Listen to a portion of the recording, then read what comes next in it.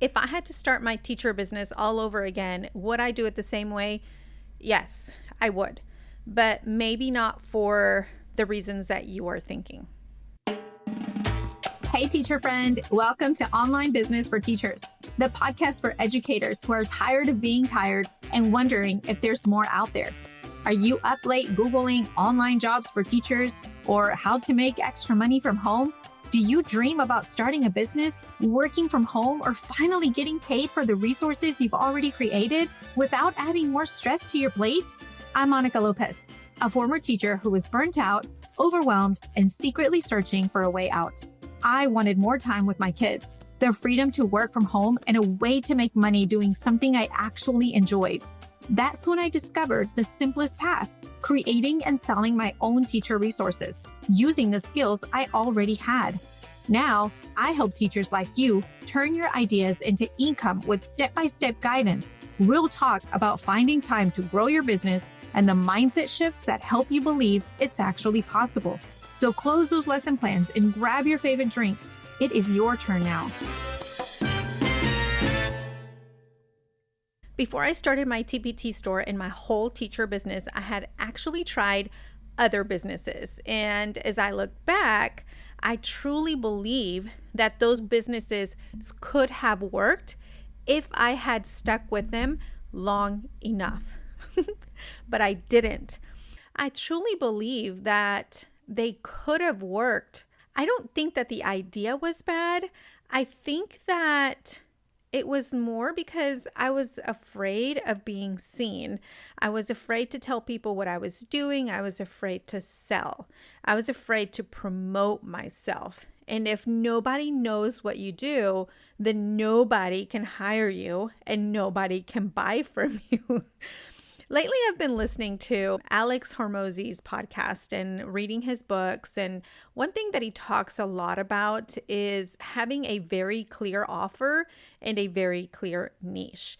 You have to know who you are helping and you have to know how you are helping them. But he also talks about the fact that when you start a business, you actually have to go out there and tell people what you do. You have to offer to help them. You have to ask people if they know someone who might need what you do and what you offer.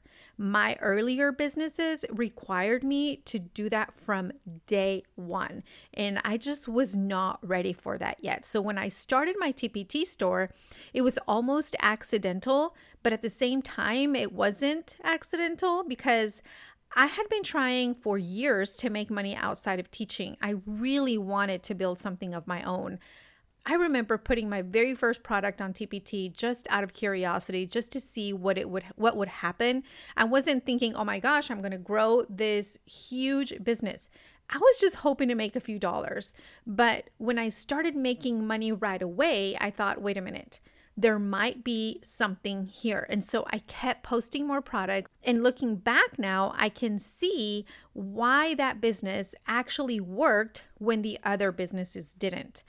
First of all, it was very niche. I was teaching a very specific concept in my classroom, and not a lot of other people were creating resources like that. So there was a real need for what I was making. Second, there was a big market for that specific resource. Teachers were already searching for help with that specific concept. So when they found my resources, they understood right away how it would help them. And third, the offer was very clear. Teachers could look at the resource and immediately understand what it was and how they could use it. So when I look back at Alex Hormozi's ideas about having a clear offer and a clear niche, I realized that I was doing exactly what he talks about from the very beginning, even though I didn't even realize it at the time. Now, if you're starting a teacher business today, the lesson that I want you to take away from this is this. When you are creating products or building your business, you want to make sure of three things. Number one, you need to know what you are talking about. Create resources for something that you actually teach, something that you actually understand, and something that you have experience with. Number two, you need to make sure that there is a market. Teachers are always looking for solutions to problems that they're facing in the classroom, but the key is figuring out what those problems actually are. Number three, you need to niche down. If you niche too broad, if your niche is too broad, it becomes very hard for people to know why they should buy from you instead of someone else. For example, if someone says, I want to create third grade math resources, that's probably too broad. There are already hundreds, maybe thousands of teachers, sellers creating third grade math resources. So you need to narrow it down. Maybe it becomes third grade math projects or collaborative math games or digital math puzzles or math resources specifically for ESL or special needs students. The goal is that when someone thinks about that specific type of resource, they think about you. Another thing to think about today is that we live in a world where AI can create a lot of simple content very quickly. So if you are creating resources that are very easy to generate, like simple worksheets or basic problems that anyone can make in seconds, that may not be the strongest product idea anymore.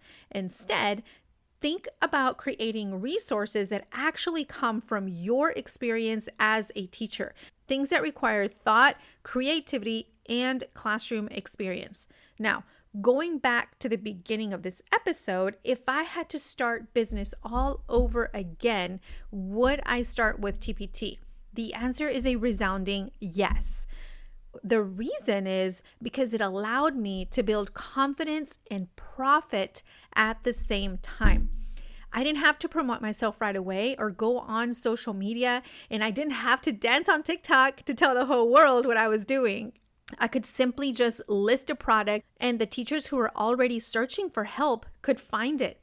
That helped me build confidence in myself and confidence in the idea that I could actually make money outside of teaching. And that confidence eventually allowed me to expand my business into other things, like this podcast. In fact, the fact that I have this podcast is huge for me because I would never have thought to be able to do this even 3 or 4 years back. My confidence started to grow with my TPT store.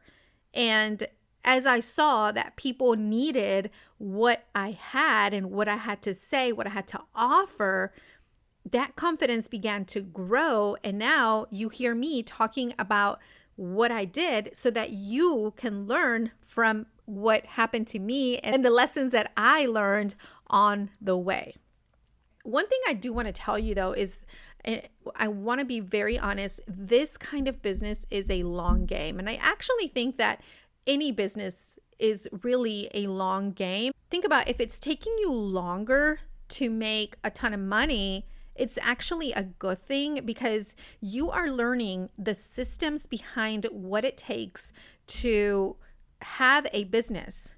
Because you can make $10,000 one year and during that year not pay any taxes, and then when you go over to file your taxes, you're like, oh my gosh, I owe all this money, because you had no idea, you didn't know what quarterly taxes were. Okay, now if you grew quickly all of a sudden, let's say you went from $0 to $100,000 and you didn't know about quarterly taxes and you had no business systems in place, that's going to bite you in the butt real quick. It's going to be a much harder learning curve than if you started slow and you kind of established your business systems from the very beginning, than if you grew real quick and then your problems became big all of a sudden, just like your income did. Okay.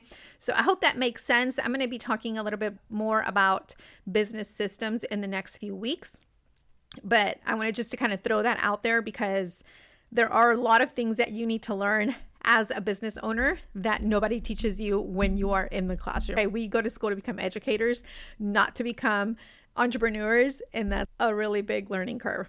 All right, I went off into my soapbox there. So I'm going to come right back over to what I had planned to say in this podcast. All right. This kind of business is a long game. You are probably not going to leave the classroom within a few months of starting a TPT store. It takes time, it takes consistency, and it takes a whole lot of patience. You have to stick with it long enough to see the fruit of your work. Okay, but if you choose the right niche, create valuable resources, and stick with it long enough, this can absolutely turn into a real business. And that's exactly what happened for me. Or how do you figure out what your right niche is?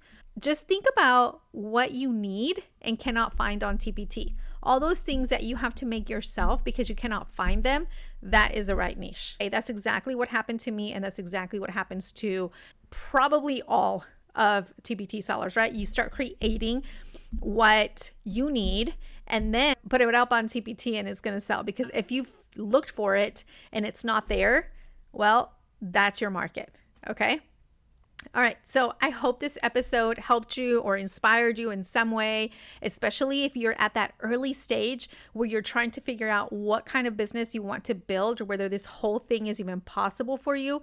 Sometimes we think the most important thing is having the perfect idea, but really it's just about finding something that you know very well and serving a specific group of people and just sticking with it long enough for it to grow. Every business starts somewhere. Mine started with just one product that I posted almost out of curiosity, and over time it grew into something much bigger than I ever expected. So if you're thinking about starting a teacher business, or maybe you've already started one and you're trying to figure out your next step, just keep going. Choose something that you know well, niche down as much as you can, and give your business enough time to actually work. And if this episode was helpful to you, I would love it if you shared it with another teacher who might be thinking about starting a business too. And as far as the books by Alex Hormozi, I will link them in the show notes, so be sure that you look on there. And if you're looking for some guidance or direction, I am here for you. You can schedule a free consult call in the show notes. All right. Thank you so much for listening today, and I will see you next week. Hey, teacher friend, I hope you enjoyed today's episode. If this show is helping you dream a little bigger, would you take 30 seconds to leave a quick review? It means the world to me, and it helps more teachers find their way to this podcast. I'll meet you back here next week. Take care and keep dreaming bigger.